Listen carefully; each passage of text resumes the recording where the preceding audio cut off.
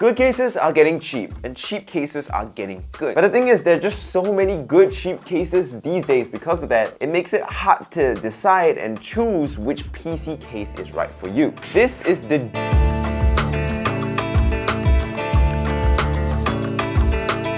and it's a 50 Singapore dollars PC case from Deepcool, a brand that I'm sure you have heard of plenty of times before, and it's a budget-oriented MATX case. So the question is it worth your time, or should you just look elsewhere?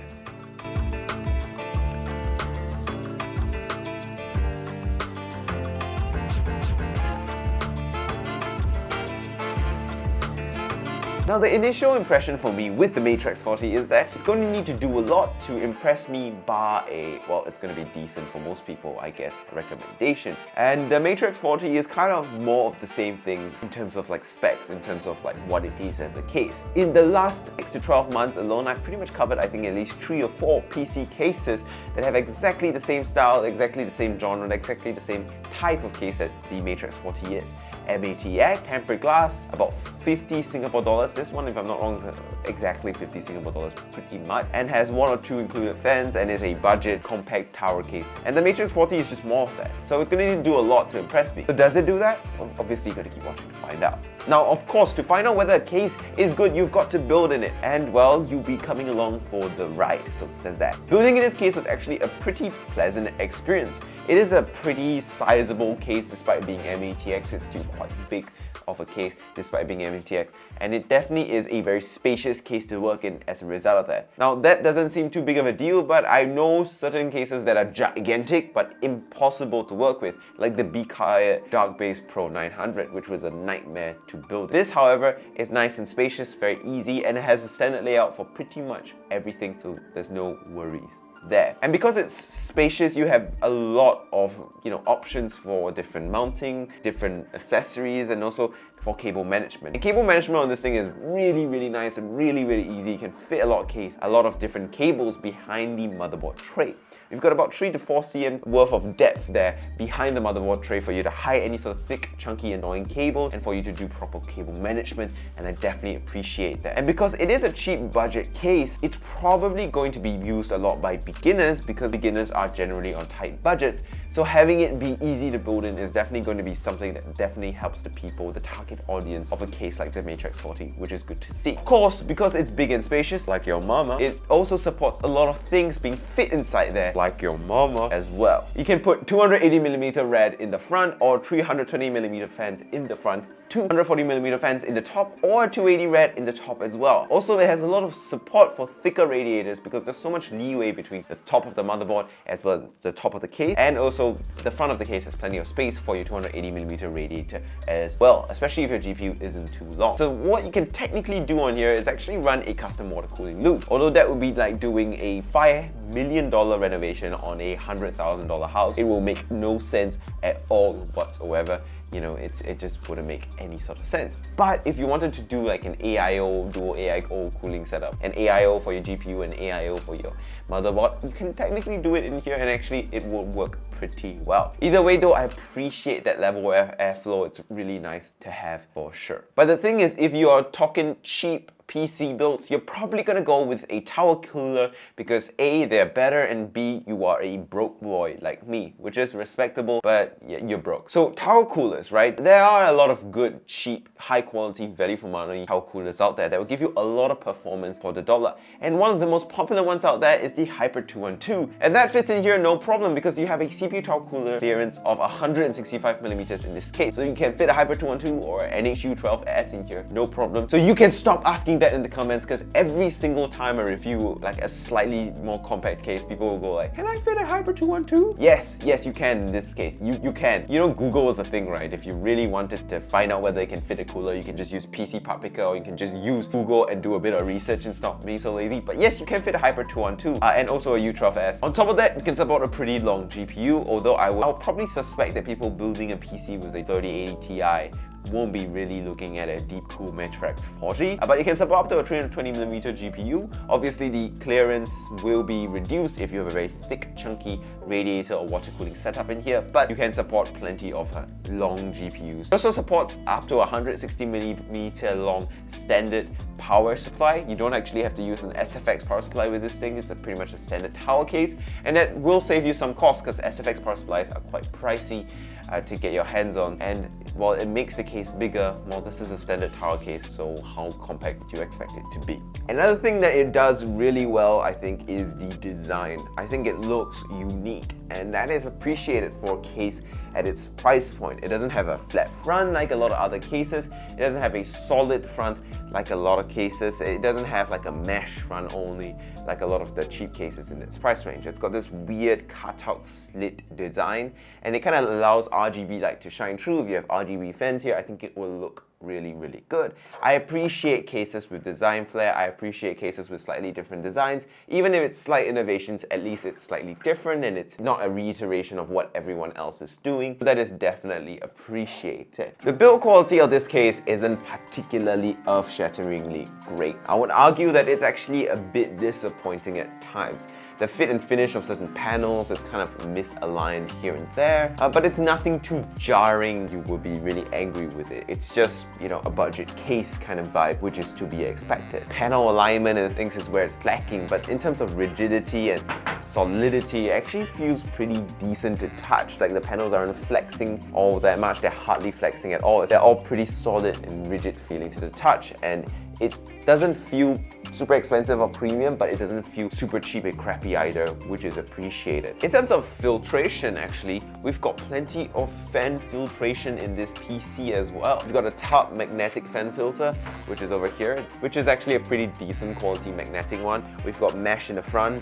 Now, mesh isn't exactly like same as a high quality and intricate, you know, very fine mesh fan filter, but it is mesh, which is better than nothing. Like, I know a lot of cases that literally have no sort of filtration at all. But the only problem with this is that, well, you can't actually remove this easily because it's kind of glued in to clean it. So you might have to pull off the front panel and maybe blow it out or use a vacuum if you want to clean it. But it's better than no filtration at all, so that's good to see.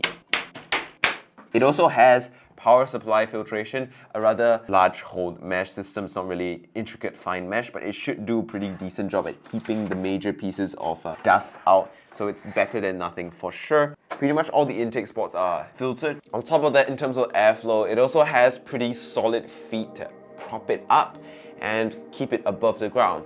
It's not that high of feet that you don't have to worry about putting it on a carpet, power supply side down. But it's nice to have sizable enough feet to not worry too much about airflow into the bottom of the case if you have your power supply mounted downwards, which you probably should have. Okay, now it seems like a really, really impressive case, right? And it seems like I'm very positive on this case. Well, sorry Deepcool, it's not all good. And there are definitely still a few things that I have issue with this case.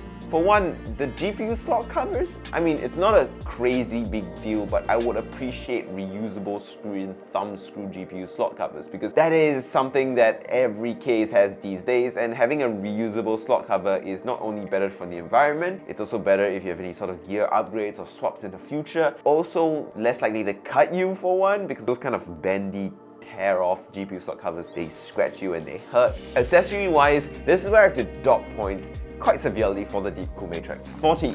It all comes jumbled up screw-wise in this little Ziploc bag. All your screws in this case, they all come in a singular package, they all come in a singular bag, and they're all just jumbled together. Now this is actually fine for experienced builders like me who kind of know which screw I'm supposed to use. But if you are someone who's a beginner, and chances are you probably am because you are building a cheap budget PC and a big budget PC case, then this is going to be a nightmare to deal with because you won't know which screws are the right screws, and you really don't want to be using the wrong screws in the wrong holes, because sometimes the screw might strip, which might result in you having a part that's stuck inside your PC, or you might break something. Or basically, it's kind of stupidly laid out that all the screws are in a little Ziploc bag. I think Deepcool could have done very well here to just put the screws in separate little tiny bags. They would have done a lot better, but unfortunately, it's all in one janky bag, which is very, very annoying to me. It also does come with some cable ties, which is appreciated, but there's nothing really to write home about here with the accessories. In fact, I think it's quite underwhelming. Anything I don't really like about this case is the I/O. Maybe I'm just very demanding with my I/O. I really like a lot of interesting ports.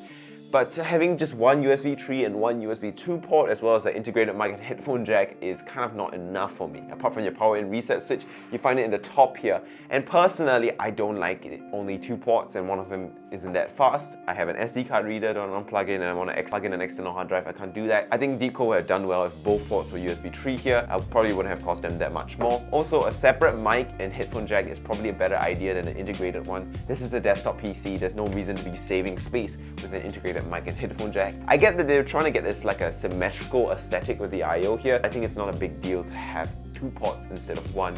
It's really much more convenient to have separate jacks for that, especially if you have a gaming headset. A lot of gaming headsets still have separate jacks, so there's that. And finally, I think this case is a bit big of a case for anybody who's looking for a compact build. It's still a proper MATX tower. It's not like a gigantic case for sure, but it's by no means a small PC case. And living in Singapore, I understand that a lot of people like really tiny cases. This is not really a tiny case. It's not big. It's very easy to deal with still, but I won't say it's small. It's more like a medium-sized case with an MATX tower layout. So if you are looking for a really tiny case, this might be an issue, although I think most people who are beginners would actually benefit more from a bigger, more spacious case like the Mattrex 40 than building in a tiny compact case from the get-go, because tiny compact cases are really tough to build in. And with that, it's time to conclude. What do I think about the Deepcool Mattrex 40? In my opinion, it's a good case. Nothing impressive, nothing to blow me out of the water, like your mama, but it is definitely a very healthy, respectable, decent choice. It doesn't have anything particularly stand out because everything it has, a lot of its competition has as well. And the few main reasons to choose this case over maybe its competition will be either A, you are a beginner, wants a very spacious MATX case to build in that's very comfortable to cable manage in, and this is a great choice. Or B, you like the look of it, which admittedly, it looks quite unique, it looks quite special, you know, RGB shines through the front slits, it looks really good that way. And in that case, it makes sense to get this case over its competition as well. It's a case that if you look at it and you like the look of it, you can't go wrong with it because it's pretty competitive with its competitors. Although the one thing that I would say you should definitely do with this case is to buy the 3-fan model of the Deepcool case or buy extra fans for this case, because I think the 1 exhaust fan it comes with is absolutely not enough. So yeah, that's it for my review of the Deepcool Mattrex 40. I've been trying to improve my style, tweak things, make things more interesting, more engaging, more unique. And if you did enjoy this video because of that, make sure you subscribe. I hope you enjoy your stay, and you can extend it by hitting that subscribe button. Like, comment as well. It helps this channel grow, it helps this video grow in the algorithm of YouTube. And if you do that, it can help the channel grow and I can do even crazier, cooler videos than this, which I hope was pretty cool to begin with, however, so I don't know. But either way though, thank you guys so much for watching. I'll see you guys next time. Goodbye.